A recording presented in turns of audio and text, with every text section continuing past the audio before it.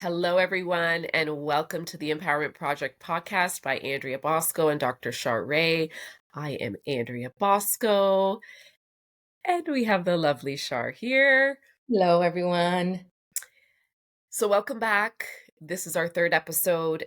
Thank you. Well, second, no, third, sorry, third. Um, and thank you for listening. Thank you for sticking around. Today's topic is very near and dear to my heart, and I know to Shar's, and it's something that we think is really important to discuss.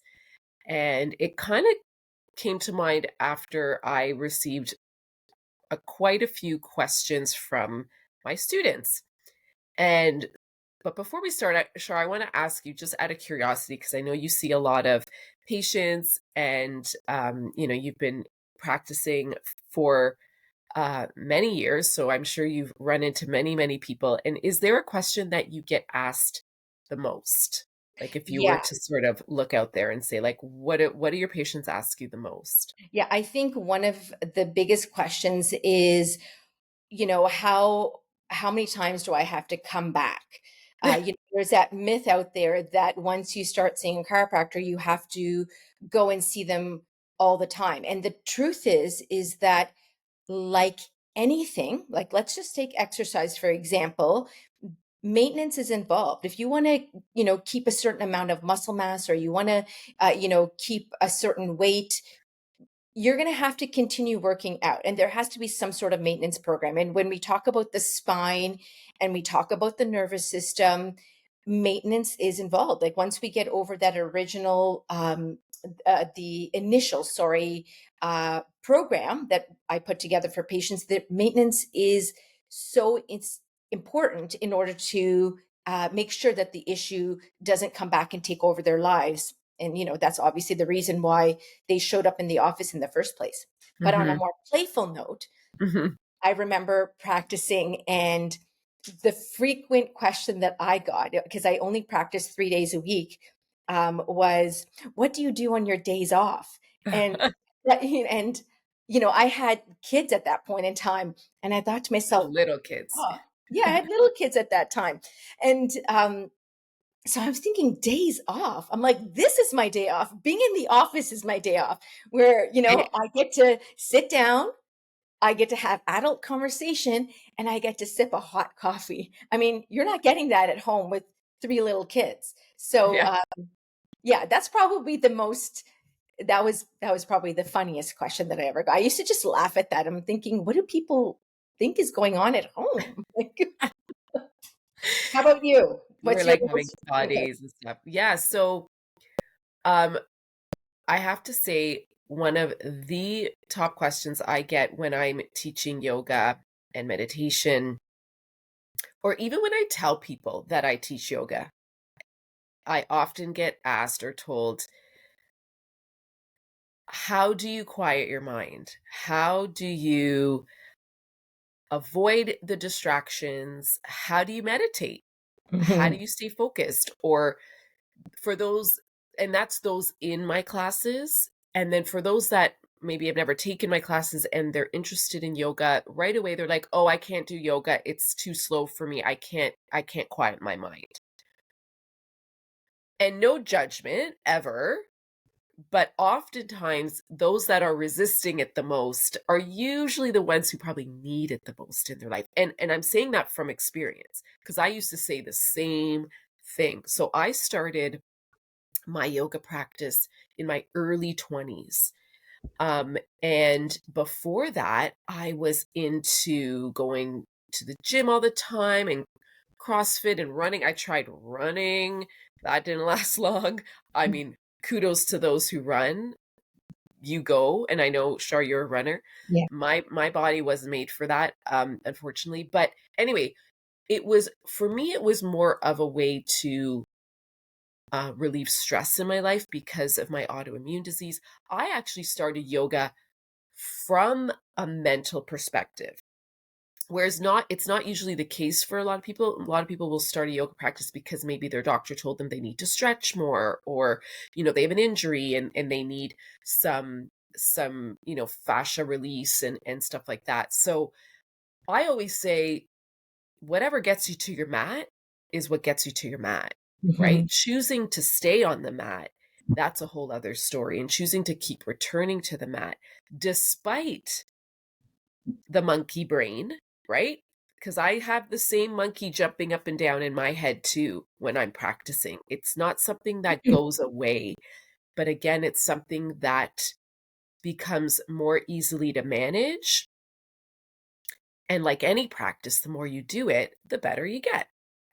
So that leads us into today's topic, and we really want to dive into meditation, breathing exercises, and what it does for our brain and the benefits, and maybe how you can start to implement small little practices throughout your day that can then maybe blossom into something deeper for you. Um, and we'll share our stories as well. So we always like to start with the science because it is such a great place and a foundation, and where a lot of people will get the facts and maybe be more influenced to try this out. So, Shar, why don't you talk a little bit about what's happening in our brain when we're meditating, when we're sort of focusing and concentrating?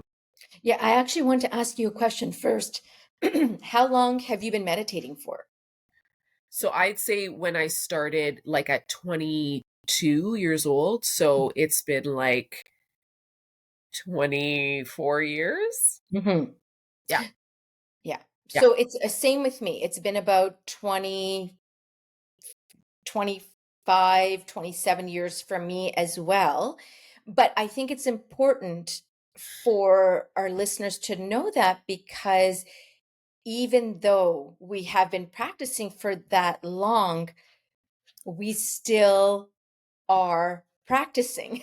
Yeah. Like, right? Like, and I think that's it. Like, this is, why they call doctors' practices, because it is practice. You get better as you do it. You don't perfect things, but you get better as you continually do these practices. But yeah, I want to talk about the science because, again, when especially when I'm talking to patients, for me to tell them to meditate is one thing, because it's a massive stress releaser for a lot of people. But when they start understanding the impact that it has on their brain and their nervous system, that's completely a different story, right? Like, they're more apt to wanting to try meditation because they're understanding that it has the neuroscience to back it up, right? So why don't we just start by talking about brain waves, for example, right? So we've got four brain waves. We essentially five, but we're not going to talk about one of them. So there is the beta, there's the alpha, there's the theta and delta, and there's also gamma. But for all intents and purposes for this podcast, we don't really need to get into that. But beta is your brain waves where you're paying attention, right? So you and I are focused and paying attention, and hopefully our listeners are as well. And so their brain waves are running a little faster because they can concentrate and focus on what we're saying. So The this is alpha, the speed of our brain waves. that's right. The That's right. speed of our brain waves. Yeah. That's right. So these are EEGs that are done. To measure brain wavelengths. So then there's the alpha state. And so the alpha state is slower than the beta state. And this is actually where a lot of our creative processes happen. So this is the alpha state.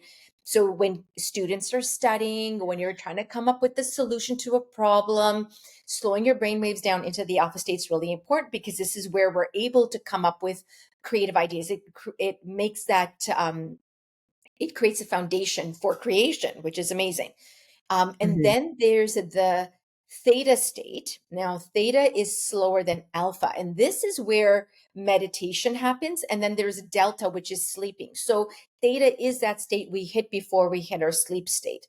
So, in that theta state, where our brain waves are much slower, we're able to get into a deeper state of thought. We're able to remove a lot of ideas um, and programs. We can even change programs in through this area, right? It's also the same state that hypnotherapists get their patients into when they want to change a habit. Like it taps into that subconscious mind. And that's really where meditation happens. It happens in that very slow theta state. So there's Mhm. also a lot of repair in the body that happens when we reach the state, which is really beautiful.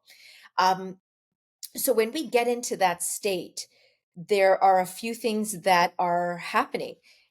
Number one, I want to talk about brain activity. So in functional MRIs, so MRIs that are done to look at the activity in the brain, you can take a functional MRI of a brain like before meditation and after. And so before, you're going to see all of this color in the brain, and then after, the brain looks just dark and still. And that's what meditation can do. It can still your mind and really calm your thoughts down, which I think is really beautiful, because I think it's beautiful because we all need it.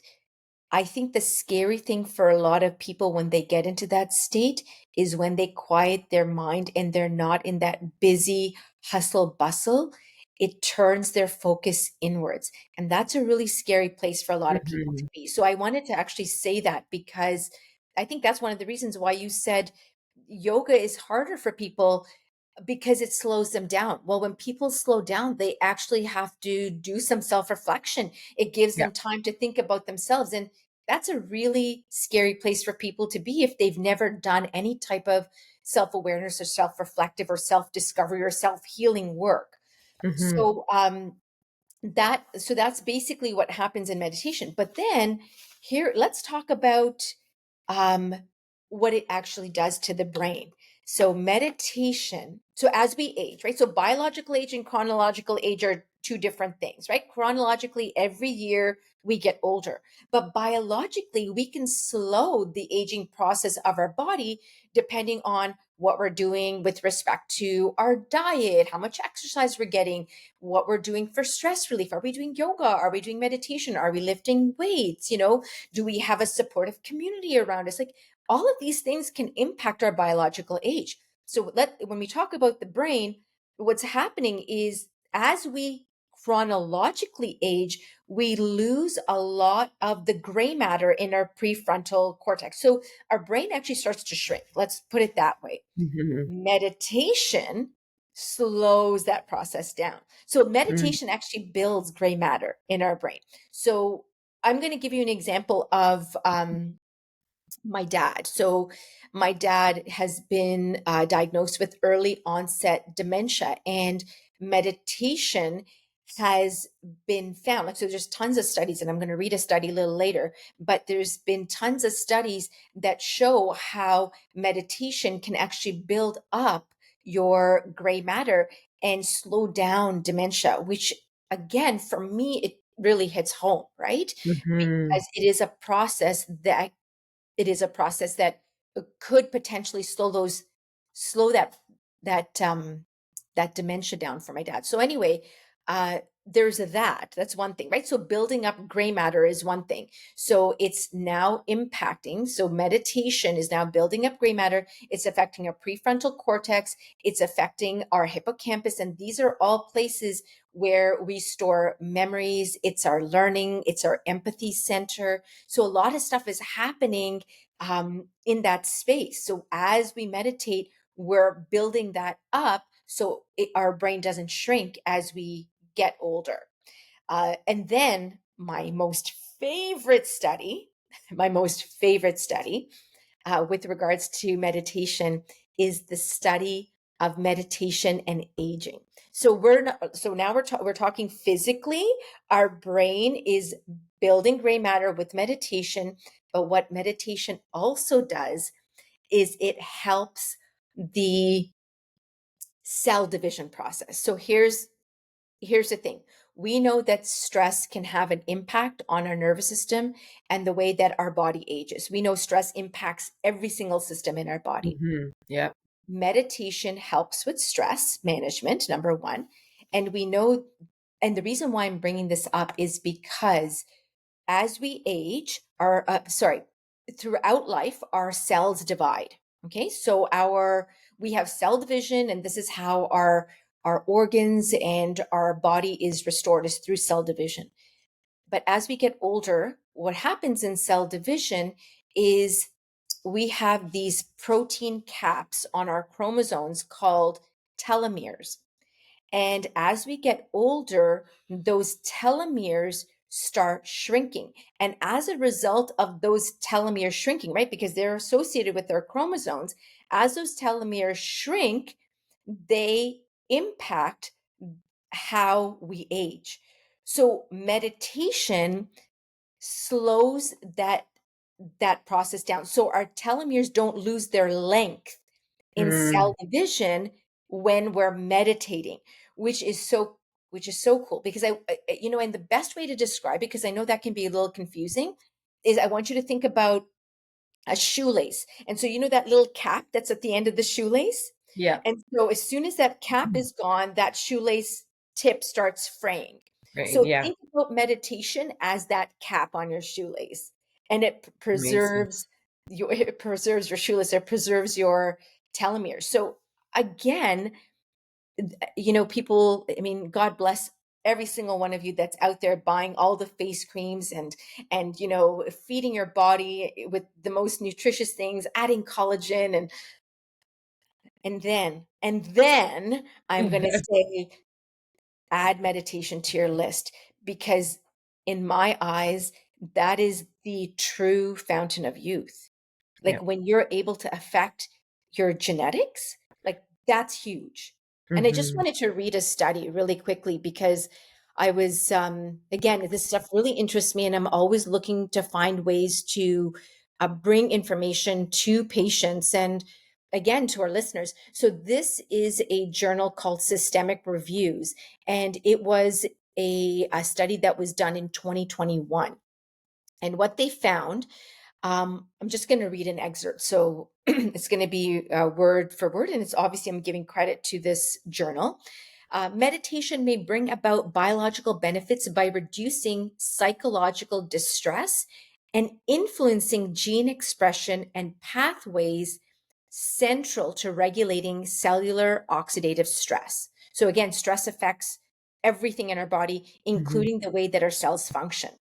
A meta analysis conducted on studies which compared a mindfulness based practice, so meditation, with a controlled condition in variable populations concluded that meditation based interventions may impact the telomeres and that a longer duration of meditation practice may favor maintenance of telomere length. So basically, meditation is going to increase uh, tel- uh, telomerase, if you want to call it, if you want to pronounce it that way, telomerase activity, which is an enzyme that's used and found in cell division. So basically, what I've just said in a more refined, I think, journal Medical. type Yeah. language. Yeah. But yeah, that's what happens with meditation. Amazing. So again, this is what I share with my patients all the time because there is a huge benefit. And there's so much stuff out there with anti-aging and I just feel like I don't know if we need to spend the amount of money that we're spending on all the creams and lotions and potions out there. Again, I think it's such an inward process. And don't get me wrong, I love my creams and my lotions and potions, Mhm, mhm. I've just become very mindful of what I'm focusing on and how I want to age more gracefully. And that is Exactly. through meditation. Yeah, absolutely. I agree. And I love that there's so much science being done on this topic. Before the actual research was being put in, it was sort of just, people saying, try it because it's, changed my life. And, you know, not as convincing as something like a science journal that is actually studying. And, they're studying highly evolved meditators like monks from like Tibet, but also your general population, because you have to think about it like, the stress of, say, a monk in Tibet is going to be different than the stress of like a working mother in, downtown. Toronto, let's say, Yeah, right? So, yeah, sure. but the studies are being done in both cases and seeing the same results, which is pretty remarkable. Yeah, And and so, remember, yeah, I was just gonna say, and yeah, remember, it's not like you have to go into a cave and meditate for hours and days. I no, mean, you it could be like starting off, it could be as little as 3 minutes, but even building up to a 15-minute practice is gonna have an impact on that gray matter, which I think is huge. exactly, exactly. And so I guess the next question is, where do I start, right? Where do I start with my practice? And as I said earlier, the most common question I get is, how do I quiet my mind? Like, my mind just doesn't want to stay focused. So here is what I say: start anywhere. Start Mhm. with 30 seconds, start with a minute, and pick a focal point. So, a lot of people think meditation is clearing your mind. It's not clearing your mind, it is focusing it, especially when you're starting. So, when, maybe you get to a point where you don't need that focal point anymore and you can just still the mind um, automatically, that's a different story. But I'm talking about the beginner meditator. So, picking a focal point, what could that be? It could be your breath, right? Feeling the air coming into the nose, feeling the air coming out of the nose, picking a point of that air touching. So sometimes when you breathe in, well, all the time when you breathe in, you'll notice the air touches a certain part inside your nasal cavities, whether it's in the middle of your nose, at the top of your nose, or at your nostrils. Feel that air entering that place, and then feel that same air exiting that place, right? So just picking that spot. And even if you want to say, I love mantra, I love affirmations, as you heard in the first podcast, we love repetition of words. And so maybe you simply want to say in and out, Hmm. in and out, and do that for 10, 15, 20, 30, 60 seconds, whatever it is. Start to train your mind to focus. So, your breath, I think, is one of the best ways because it's always with you. It's not something you need to, you know, turn on or take from home. It's always with you. Some people like to listen to music and maybe put on certain tones or certain, and we can talk a little bit about the different sort of like sound waves and tones that help deepen meditation. But some people just, put your earbuds in and you listen to the tones of the music. Um, some people like to do candle gazing. So with eyes open, light a candle, stare at the flame, watching it move, watching the colors, right? And then let everything else melt away. Now, of course, what's going to happen when you try to focus? Your little monkey in your brain is going to knock at your door and say, "Hey, what are you doing in there? I'm here. You're supposed to be planning lunch for tomorrow. And what are you wearing tomorrow? And do you need to wash your hair? And what are the kids eating?" Right? That's what's going to happen. That's our brain. Why? Because that's what it's been trained to do. Our brain is a magnificent muscle. It has been trained to do, work, think, plan for us. It has not been trained to stay still. It has not been trained to focus. So what do we got to do? We have to train it.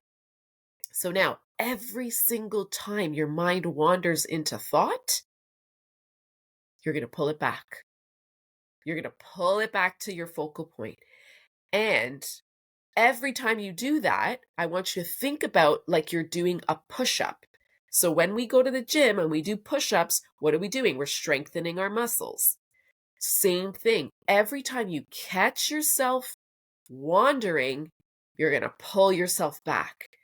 And that's like doing a push up, and you're strengthening that brain muscle to come back to the focus, come back to the present, right? Because what does stress do?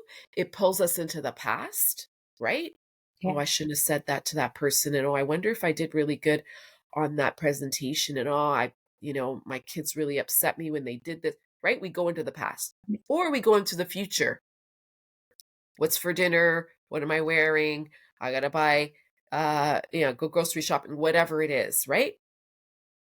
But what we're asking the brain to do is stay focused in the present, feel the breath, right?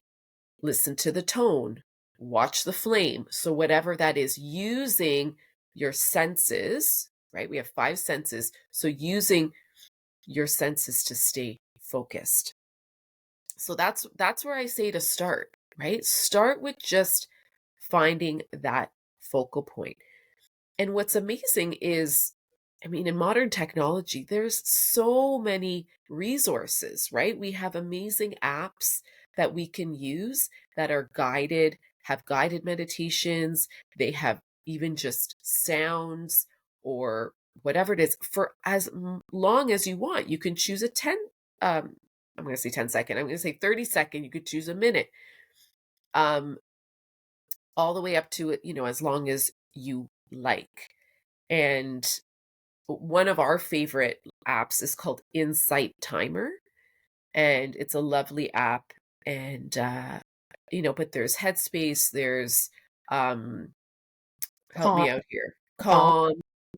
Calm. Yeah, There's so there's breathe. there's a bunch. Breathe, yeah, there's a bunch out there, and they're all free and really great. Even YouTube has amazing meditations.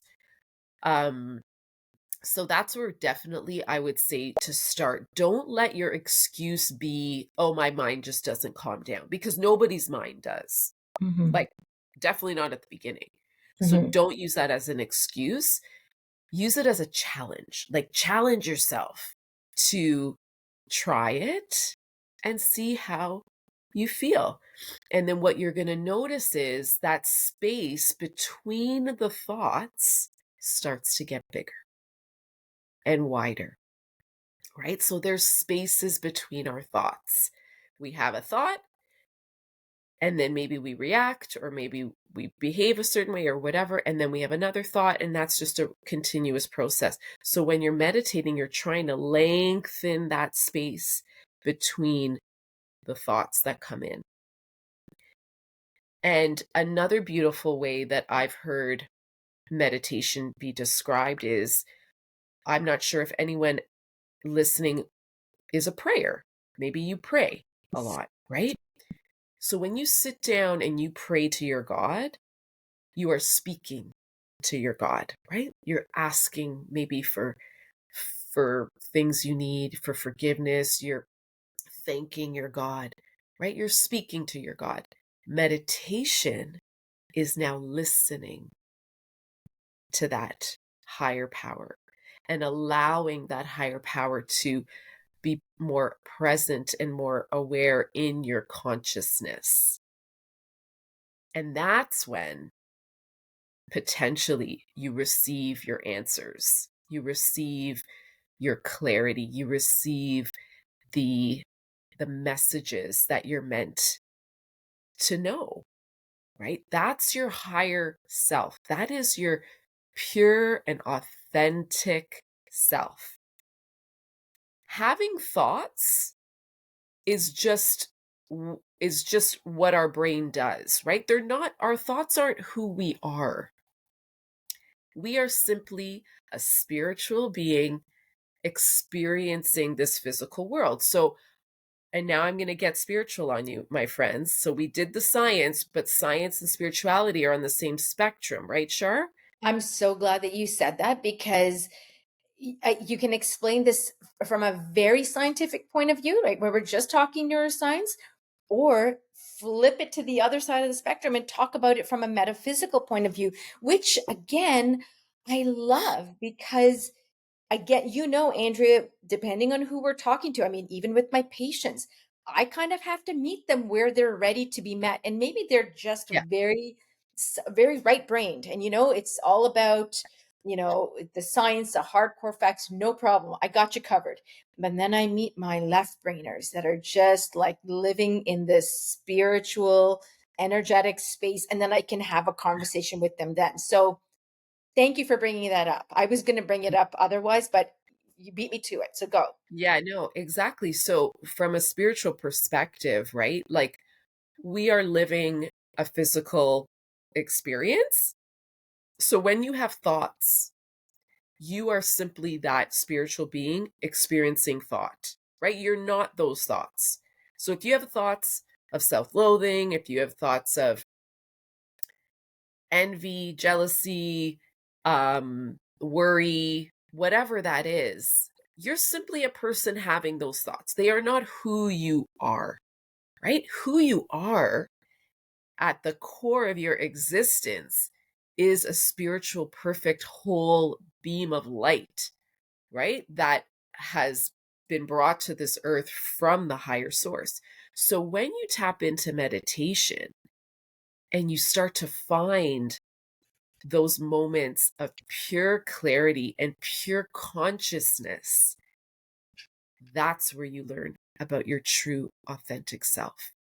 It is not the person that likes to judge you or say all the wrong things or regret or have all of those, self-sabotaging feelings. It is a pure, utter, perfect, and whole and complete spirit. Mhm. And when you find those moments, it really is a beautiful place. And it doesn't have to happen on a yoga retreat in Costa Rica, okay? It can happen in your bedroom, Mhm. sitting on your bed, finding that quiet space. And that's the other thing about meditation. It can be done anywhere. I Yeah. used to have a friend, well, I still have her. She's still a good friend of mine. She'd go in her closet. She had 3 little kids. Kids are a bit older now, but her kids were a little bit smaller. It was during COVID, and she had a pretty decent sized closet, and it was pretty soundproof because when all the clothes are hung in there, it's soundproof. She'd go and she'd roll out her mat and she'd do her breathing and meditation in her closet. And when her kids saw the door was closed, it was like, Mom's not in there, or Mom's in there and don't bother her.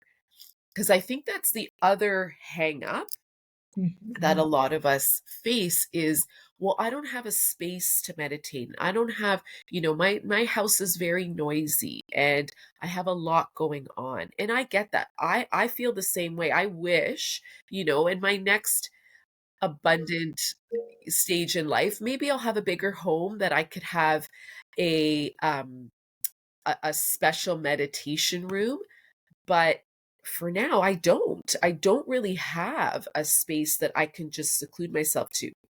So I sit on my bed and I close my door. And if my kids come in all the time and they see me, they know Mom's meditating, right? They know not to talk to me. I have my earbuds in because I do like to listen to music or a guided form of meditation from someone else. But they see me, I'm sitting there. And the thing is, you do want to try to find a space that has the least amount of traffic, right? If you can. If you can't, I don't want that to be an excuse for you. So, I mean, if you're sitting in your kitchen and your kitchen tends to be a high traffic area and there's lots of energy, right? Because if we're thinking about from an energetic perspective, rooms in our home have different energies, right? So my bedroom has a slower, like deeper energy because it's where I sleep.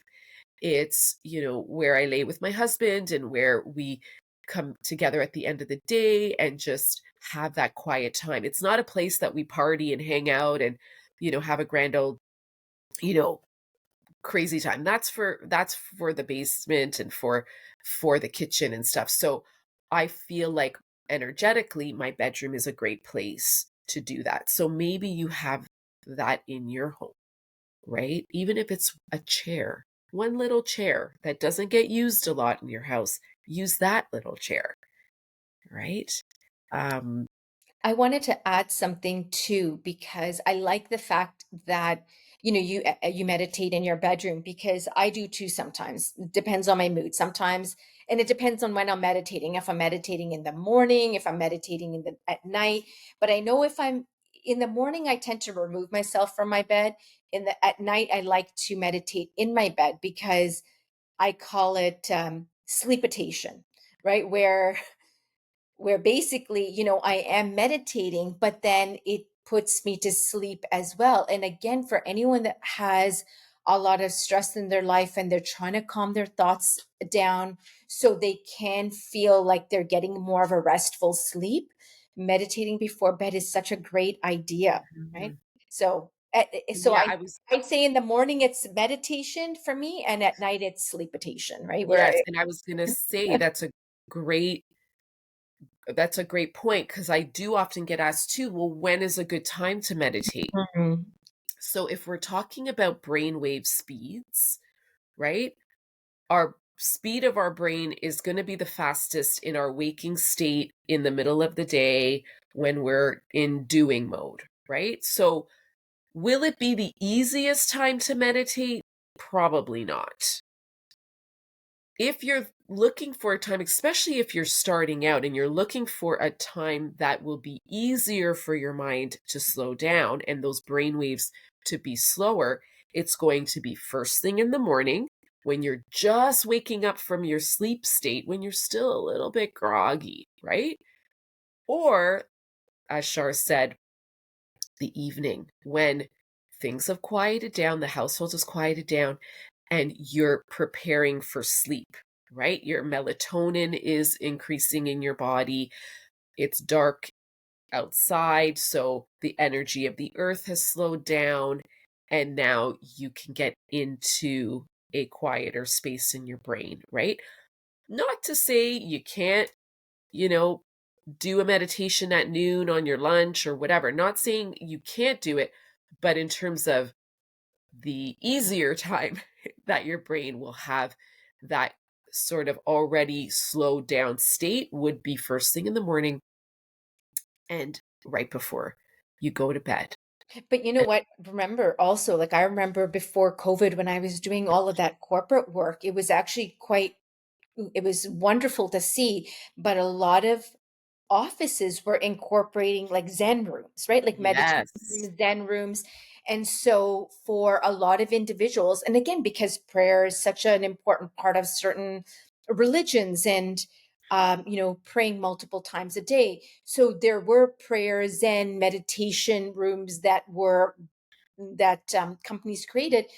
And again, remember, if you're having a stressful moment and you just need to calm yourself down and you need to remove yourself from the distraction, the hustle bustle of the office, the emails that are coming in, the calls that you have to return, finding that Zen space is so great because it's recentering, it's recalibrating, and then and you're right. Like sometimes we need that in the middle of the day. So it might not be a 2-hour meditation, but it might be a 5-minute meditation where you're just sitting down in a quiet space, maybe listening to something guided or music that just recalibrates you so you can set yourself up for the next part of your day. So, I mean, remember, exactly. there's so many awesome, there's no rules to this. And that's the beautiful thing about it. Yeah. Um, I remember listening to another podcast, and it was a monk was being interviewed, and they talked about running as a meditation, right? And I think you already mentioned this, but remember, running, you need to have your running shoes, there needs to be no ice on the ground, the weather needs to be great, whereas meditation you can do absolutely anywhere. And Andrea, we've done walking meditations before, right? Where Yeah. and you and I have done that. We've done that with students. We've done walking meditations. We've done lying down meditations. We've done seated meditations. I mean, there's so many ways and varieties to incorporate it into your life that that it, that there's no reason why you can't find a time or place or moment to include this type of activity. I mean, again, remember, let's just talk about the benefits in the brain and in the body. Like again, it is long term, right? But for any type of health benefit, you need to start now. You can't start when your issues start. Exactly, exactly. And, I know you mentioned about the corporate offices having a meditation space. And what's also happening and what we really Yeah. believe in is having those same spaces in schools, right? Mhm. And so there have been some articles that have come out of schools in the US that instead of having a detention room, they put in meditation and mindfulness rooms that have big pillows, that have dimmed lights. Um, it's basically a low stimulus room, Yeah, right? That those students that are having trouble regulating their behaviors, and let's face it, that's usually what it is. These It's not the kids' fault that they're acting out. It is their inability to regulate the way they respond. Okay? And there's so many different reasons why this happens in students. So sending them to a detention room and punishing them is one way that we all were raised in knowing. And, the question's been asked, how's that working for you? Right. And in a lot of cases, it's not, because the behavior continues to repeat. But the amazing um, research that's coming out of these schools that are putting in these meditation rooms is that students get a chance to sit and be quiet and allow their brainwaves to slow down so that they could have better responses, and then they can even communicate their feelings more and say, I reacted this way because I felt hurt, or I felt um, angry, or whatever it is. You're able to express yourself better when you've calmed down, right? Sending them to a detention that keeps them high and upset and angry, and those brainwaves going boom boom boom boom boom so fast, it's not going to help them regulate at yeah. all. It could put fear in them, so maybe they don't do it again, which is one tactic. But again, how is that working for you? And even prisons are putting in meditation and yoga rooms I was in just their about to say that. I was just about yeah, to say that. yeah, Yeah. in detention facilities, and it's just it's amazing, and it makes so much sense in the terms of creating a healthy brain, right? Because when these adults and children alike are expressing themselves in these ways, whether it's physically acting out, verbally acting out, whatever it is, it's a dysregulation in the brain, right? Yeah. So, how can you then give them these tools to regulate their brain and their emotions and get quiet and really ask themselves, like, where is this pain coming from inside of me, and how can I know that it is not who I am? At my essence and at my core, I am a whole and beautiful and complete being, and that's the space I'm going to live out of,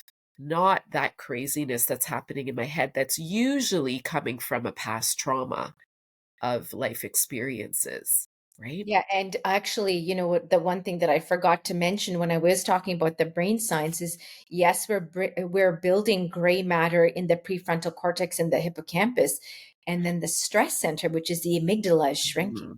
So Yes. I mean, that's also what meditation is doing. It's shrinking our stress center, so we're able to self-regulate so much better. So, I mean, everyone needs to be doing it. Exactly, exactly. And what I'd love to leave you with is this beautiful quote um, by Viktor Frankl. So I'm not sure if anyone knows Viktor Frankl. He wrote a beautiful book called The Man's Meaning of Life. I may be paraphrasing that, but it's an old book.